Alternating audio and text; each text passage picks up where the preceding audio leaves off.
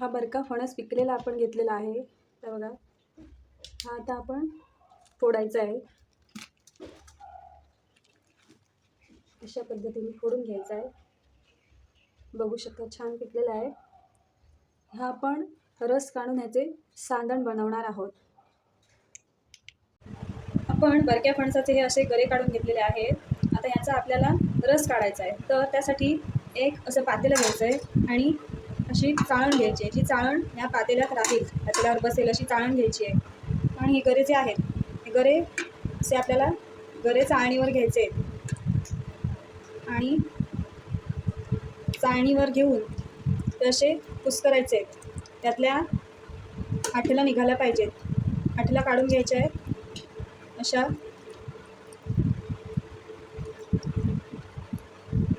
आणि हे गरे जे आहेत आठला काढलेले, ते आपल्याला असे एका हाताने पातेले धरून हे असे असे असे घाटायचे आहेत. मग त्याचा रस खाली पडेल. हे असे असे गोल गोल घाटून घ्यायचे. मग त्याचा रस पातेल्यात खाली गळतो. आपण बघू शकता हे अशा ह्या पद्धतीने गरे असे घाटून घ्यायचे चांगले. हे असे घाटून घेतल्यावर गऱ्यांचा चोथा वरती राहतो शिल्लक आणि रस सगळा खाली गोळा होतो पातेल्यात. आपण बघूया एवढा रस साठलाय. हा आपण आता दुसऱ्या भांड्यात काढून घेऊया. हा एवढा रस आहे.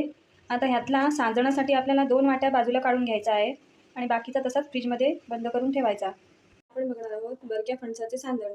तर हा 1 कप मी रस घेतलेला आहे फणसाचा, 1 कप रवा घेतलेला आहे, अर्धा कप गूळ घेतलेला आहे आणि शेंगदाणे पाव कप घेतलेले आहेत, 5-6 वेलदोडे आणि 5-6 लवंगा घेतलेले आहेत. तर पहिल्यांदा आपल्याला रवा भाजून घ्यायचा आहे, शेंगदाणे भाजून सोलून घ्यायचे आहेत आणि वेलदोडे जरासे भाजून त्या वेलचीची पावडर करून घ्यायची आहे. रवा भाजण्यासाठी 1 चमचा मी तूप घेतलेला आहे. थोडासा रवा या तुपात भाजून घ्यायचा आहे. तूप नसेल तर तेल घेतलं तरी चालतं. मी आता रवा भाजून घेतला आहे. इथे शेंगदाणे पण भाजून सोलून घेतले, वेलचीची पावडर करून घेतली आहे. आता हे सगळं मिश्रण आहे ते आपण थोडं थोडं मिक्स करायचं आहे. हे मी जी रव्याची पातेली आहे, रवा भाजलेली परत घेतली आहे. त्यामध्ये आपण पहिल्यांदा रवा घालणार आहोत.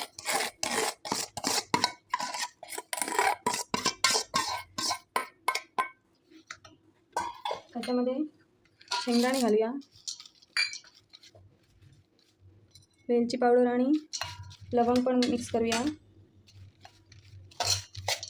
आणि आता फणसाचा जो रस आहे तो थोडा थोडा आपल्याला मिक्स करायचा आहे, सगळा एकदम ओतून घ्यायचा नाही आहे.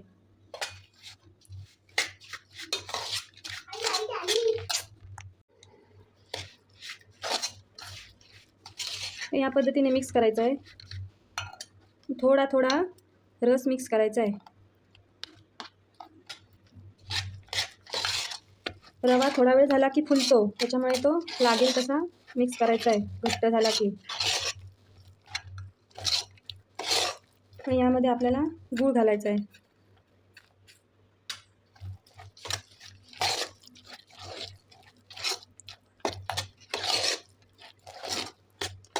हे मिश्रण थोड्या वेळासाठी असंच ठेवून द्यायचं आहे, 1-10 मिनटासाठी.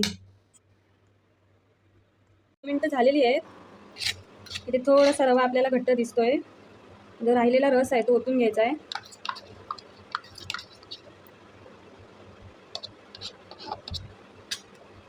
थोडासा गूळ घालायचा आहे.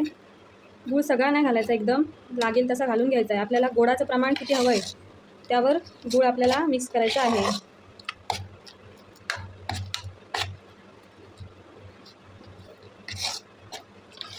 हे चांगलं मिक्स करून झालेलं आहे.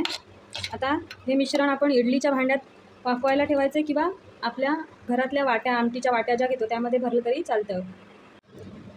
इथे बघू शकता तुम्ही, मी 4 वाट्या घेतल्या आहेत, त्याला तूप लावून घेतलं आहे. या अशा पद्धतीने आपल्याला तूप चांगलं लावून घ्यायचं आहे, त्यामुळे काय होतं, चिकटत नाहीत.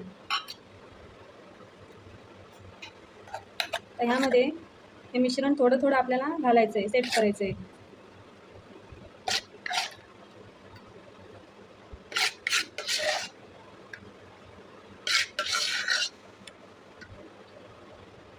हे अशा पद्धतीने भरून त्याला असं थोडंसं सेट करून घ्यायचं आहे. इथे बघू शकताय मी एक जाळी ठेवली आहे. इथपर्यंत पाणी ठेवलं आहे आणि ह्या ज्या वाट्या आहेत ती एक वाटी मी इथे ठेवणार आहे आणि बाकीच्या ज्या वाट्या आहेत ह्या अशा पद्धतीने चाळणीवर मी ठेवणार आहे. हे बघू शकताय हे असं. आणि हे आपल्याला वाफवून घ्यायचं आहे 15 मिनिटापर्यंत. अशा पद्धतीने आपल्याला वाफवून घ्यायचं आहे झाकण मारून आणि गॅसची फ्लेम ही मिडियम ठेवायची आहे. 15 मिनिटानंतर आपण उघडून बघायचं आहे. 15 मिनिटं झाली आहे. आता आपण झाकण काढूया आणि बघूया शिजलं आहे का. हां, तर ह्यामध्ये आपण चमचा घालून बघणार आहोत. चमच्याला चिकटलं नाही त्या अर्थी हे शिजलं आहे. हे आहे फणसाचं सांधण. रेसिपी आवडल्यास लाईक करा, शेअर करा, सबस्क्राईब करा.